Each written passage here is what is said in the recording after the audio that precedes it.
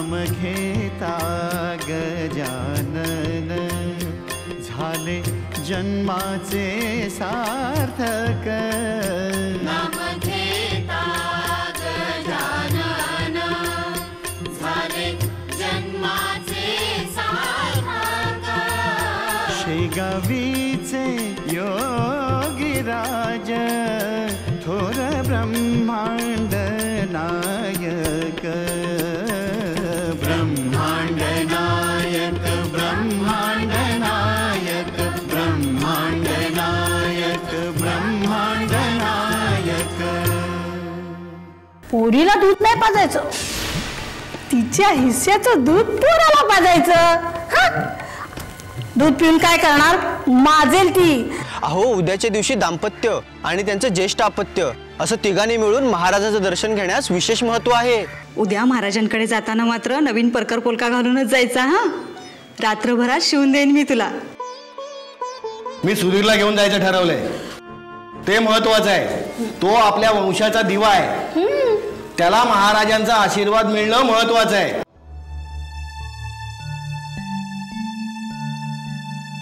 नमस्कार व्यंकटलालजी। नमस्कार नामदेवराव।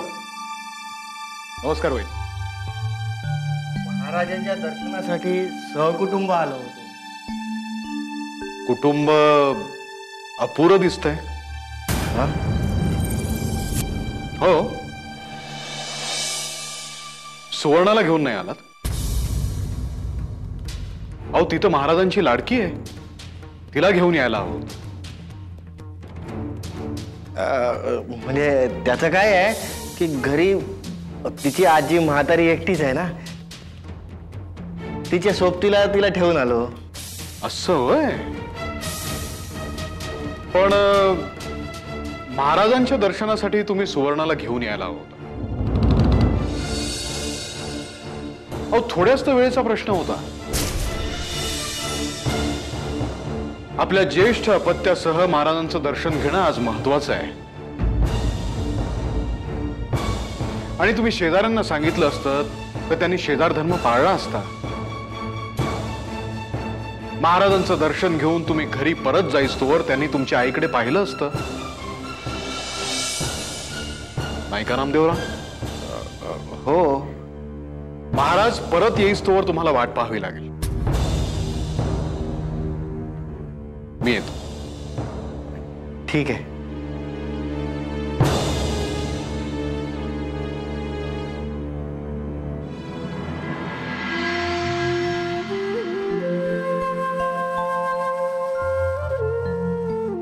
राधा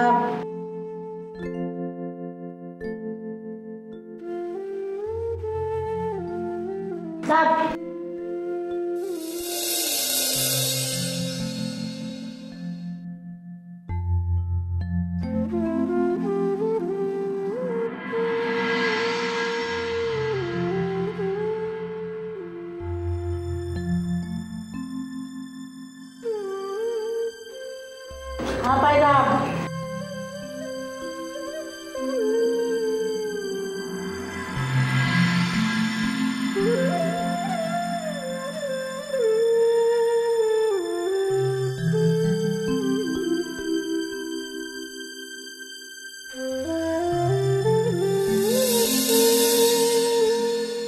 महाराजांच्या दर्शनासाठी मी दररोज जाते, पण एकटी। आज आई बाबांच्या जोडीने महाराजांचं दर्शन झालं असतं तर किती बरं झालं असतं। गण गण गणात बोते, आम्ही आलो आहोत। महाराज, माझ्या डोळ्यांवरती विश्वासच बसत नाहीये। माझे आई बाबा धाकटा भाऊ तुमच्या दर्शनासाठी मठात गेले आहेत। थांबतील? अगं आज खास तुला आशीर्वाद देण्यासाठी आम्ही इथे आलो आहोत। तू दररोज आम्हाला ऊस खाऊ घालून इतकी साखर पेरणी केली आहेस की तुला दर्शन दिल्याशिवाय आम्ही राहूच शकत नाही। महाराज,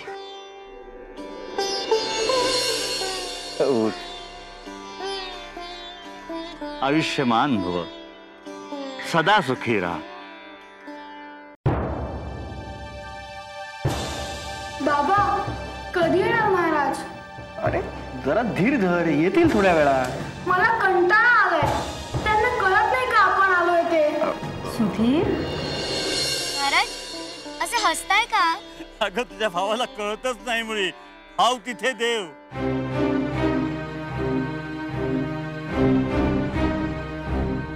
सुवर्णा, ए सुवर्णा. महाराज, आजी जागी झाली वाटतं. मी जाऊ? नाहीतर ती माझ्यावर रागवेल, म्हणेल कार्टे कुठे गेली होतीस. तशी ती चांगली आहे, पण तिचे पाय दुखतात ना म्हणून ती चिडचिड करते. जा बाळा जा, आता फार दिवस नाही उरले. लवकरच घरातले सगळेजण तुझे लाड करू लागतील. जा.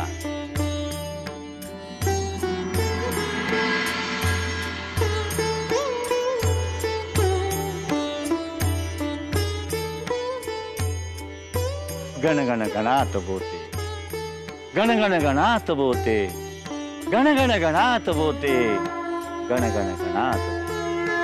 ए सुवर्णा, सुवर्णा, ए सुवर्णा. हो आजी. माझे पाय दाबायचे सोडून कुठे गेली होतीस? तुझे पायच दाबत होती. तुला शांत झोप लागली ना म्हणून मी जरा अंगणात जाऊन बसले होते. काय अंगणात? घर खायला उठते का तुला? नाही आजी, अंगणात गेले म्हणून बरं झालं. तेथे मला गजानन महाराज भेटायला आले होते. काय? हो आजी. त्यांनी माझ्या डोक्यावरती हात ठेवून मला आशीर्वाद पण दिला. काहीतरीच बरवू नकोस. आजीशी खोटं बोलतेस हा? अगं आज त्रिपुरी पौर्णिमा. तिथे मठामध्ये महाराजांच्या दर्शनासाठी रीघ लागली असेल. आपल्या भक्तांना सोडून तुला इथे भिकारडीला भेटायला कशाला येणार आहेत ते? नाही आजी, खरंच आले होते महाराज. आता जातेस का कंबड्यात लाथ घालू तुझ्या? खायला कारण भुईला भात. चल जा, दूध आण मला.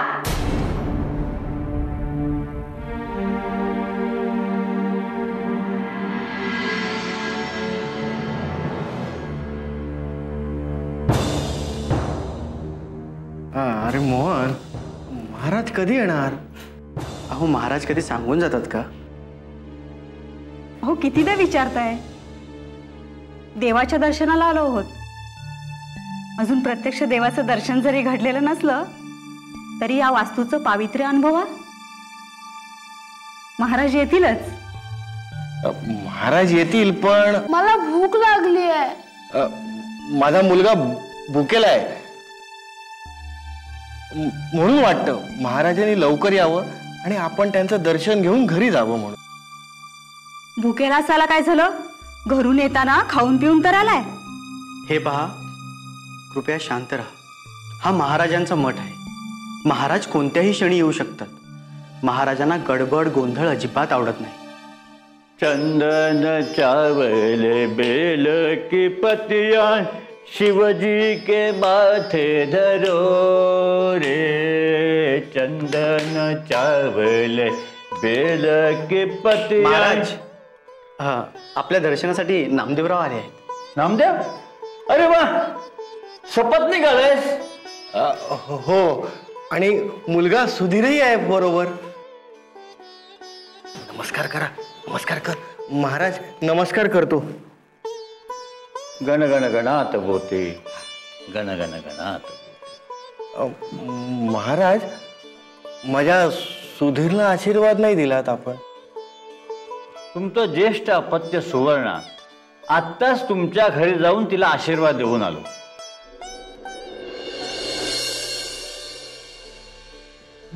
महाराज, चंदन चावल बेल के पतिया शिवजी के माथे धरो रे. हे काढते, भरा भरा हात उचल ना. असं गोगल गायच्या गतीने काम केलं तर काम उरकणार कधी? हा? ए सुवर्णा, कुठे तू? सुवर्णा, सुवर्णा. नामदेवा, अरे काय महाराजांचं दर्शन झालं काय बाबा? हो, महाराजांचं दर्शन झालं पण आपल्या सुधीरला काही आशीर्वाद दिला नाही महाराजांनी. का? का? या कार्टीमुळं. हा? हो. बाबा, मी काय केलं? तू काय केलं हे वर तोंड करून मलाच विचारते मी काय केलं म्हणून? काय करताय? जीव घेता की काय पोरीचा? तू मध्ये एक शब्दही बोलू नकोस. आज जीवच घेणार आहे तिचा. जन्मताच मेली नाही, आज मारून टाकतो. अरे पण नामदेवा, अरे असं झालं तरी काय? झालं तरी काय? अगं हिनं फूस लावली महाराजांना, म्हणून महाराज घरी आले आणि हिला आशीर्वाद देऊन गेले. पण सुधीर मात्र आपला आशीर्वादापासून वंचित राहिला. आहे तशी डाळभाद्री काढती. हो कालच मला सांगत होती काय तुझं नुसतं म्हणून दाखव तुला. नामदेवा, अरे बाप आहेस खाटीक, स्वतःच्या मुलीला मारतोस आणि तेही तिची काही चूक नसताना.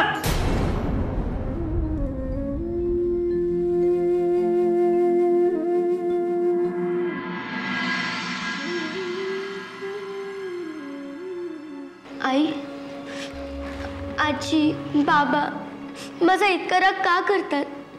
महाराजांचा मला आशीर्वाद मिळू नये असं त्यांना का वाटतं? सुवर्णा, शांत पडून राहा बरं. तुझं अंग दुखतंय ना? नाही, मला मला माझ्या प्रश्नाचं उत्तर हवंय. सांग ना, काय वाईट वागते मी यांच्या बरोबर? सुवर्णा, तू वाईट वागत नाहीस ग, तू खूप चांगली वागतेस. हा तुझा चांगुलपणाच बहुधा त्यांना भावत नसावा, म्हणूनच ते तुझ्याशी असं वागतात. हे खरं कारण नाहीये. खरं कारण मी सांगते. मी मुलगी आहे ना, म्हणून बाबांनी आजी माझा राग करतात. सुवर्णा, आई, मुलगी असणं वाईट असतं का? मुलगी असणं कमीपणाचं असतं? सांग ना आई, सांग ना. मी मुलगा का नाही झाले?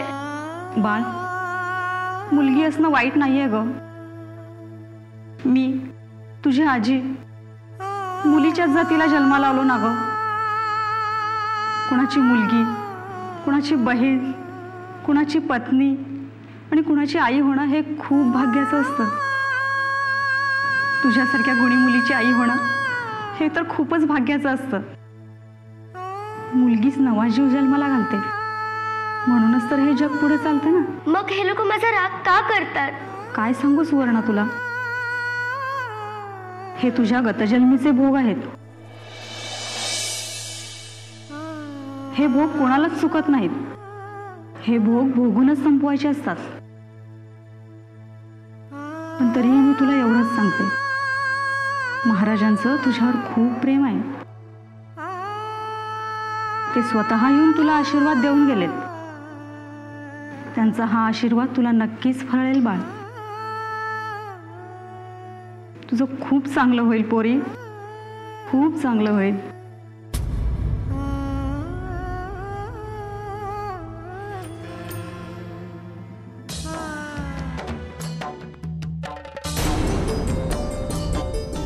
नामदेवा, आज तुझी इच्छा पूर्ण करणार आहोत आम्ही. तुला तुझं भविष्य जाणून घ्यायचं आहे ना, आज पाहस ते.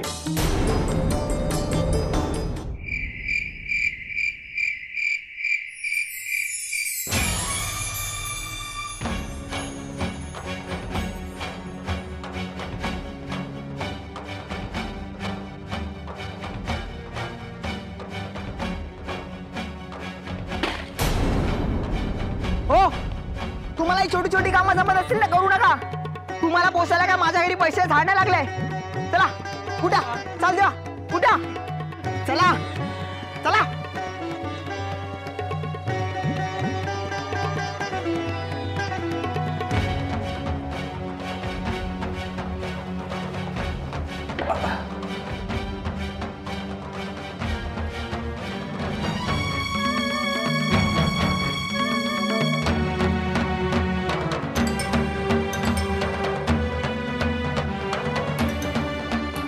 हे काय अजून हेच काम करते?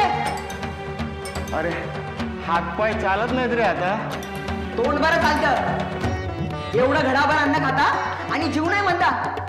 बरं आहे तुमचं. हो, बघता काय? चला अजून काम करायची आहेत, गोण्या उचलायचे अजून. खायला खार आणि हुईला भार. ही कामं जमत नसतील ना तर निघा घराबाहेर. सुधीर, काय करतोयस तू? बाबांना घराबाहेर काढतोय? अरे, ज्यांनी तुला तळ हाताच्या फोडाप्रमाणे जपलं, तुला शिकवून एवढं मोठं केलं, तेच तुला आज जड झाले. इतकाच कळवळा असेल ना तर तू ने यांना तुझ्या घरी. काय जावे बापू, नेताय ना सासरे बुवांना? तुमच्या एवढ्याशा घरात जागा होईल की यांना? अहो का नाही होणार? आमचं घर लहान असेल पण मनं मोठी आहेत. आम्ही त्यांना सामावून घेऊ. चला सासरे बुवा, आमच्या सोबत चला. अहो पण जावयाच्या घरी राहायचं म्हणजे. बाबा पण लेकीच्या घरी तर राहू शकता ना तुम्ही? सुवर्ण महाराज महाराज महाराज. हो काय झालं? या स्वप्नाचा अर्थ फक्त महाराजच सांगू शकतील. हो.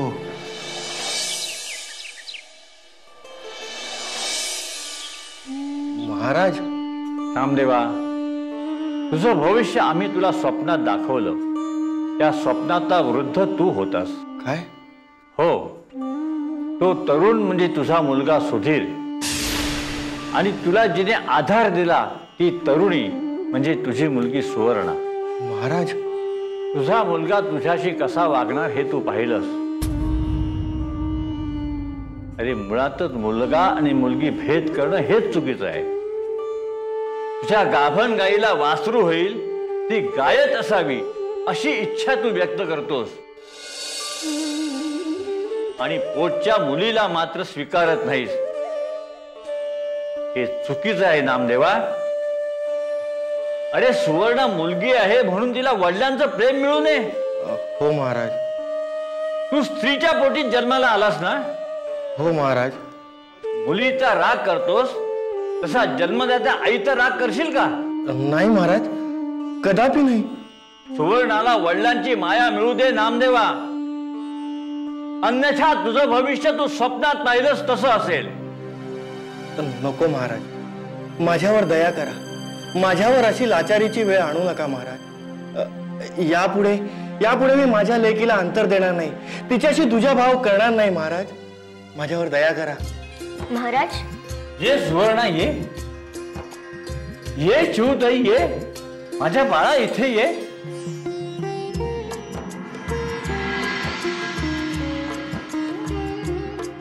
आमच्यासाठी उसाचे कर्वे आणलेस ना? अगं पण आमच्या आधी तुझ्या बाबांची इच्छा आहे तुझ्या हातून उसाचे कर्वे खाण्याची. बाबा. हो हो माझ्या बाळा.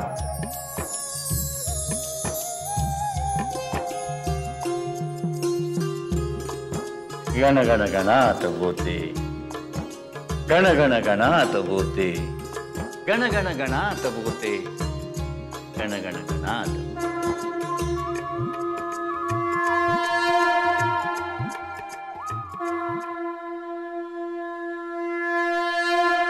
मुलगा आणि मुलगी असा भेद करून मुलाला झुकतं माप देणं आणि मुलीला दुय्यम वागणूक देणं म्हणजे प्रत्यक्ष जन्मदात्या आईचा अपमान करणं. हांग अशी. आता बघ खोकला पळतो की नाही. आनंद, अरे किती करशील आजोबासाठी? तू नाही काय करत माझ्यासाठी. म्हातारा झालास तरी मालकाकडे माळी काम करतोस. हाताला काटे बोसतात तरी पण तू सहन करतोस माझ्यासाठी. करतोस ना? आनंद, पण कशाला? आणि हे बघा, तुमच्या आनंदाची आता काय बी काळजी करायची नाही, ती आता आमची जबाबदारी आहे. आणि इथं त्याला काय बघायला मिळणार आहे? तिथं त्याला आगगाडी, मोटार, मोठमोठ्या जत्रा, समज काही बघायला मिळेल, लय शिकायला मिळेल. झालंच तर पाठशाळा आहे तिथं. ठरलं शेजी, ठरलं. उद्याच्या उद्या आनंदाला तुमच्याकडे आणून सोडतो. ठरलं मग? शेजी कायद्याचा तुकडा सोपवतो तुमच्यावर, त्याला सांभाळून घ्यावं. काळजी करू नका आबा, अजिबात काळजी करायची नाही. आता तुमच्या काळजाच्या तुकड्याची जबाबदारी व्यवस्थित सांभाळू. भुलला रे भुलला, दिखावायला फसला. ठीक आहे, आम्ही आहोत. आईने मुलाला अति जपू नये, जगाचा अनुभव घेऊ द्यावा. त्या अनुभवातूनच शहाणपण येतं.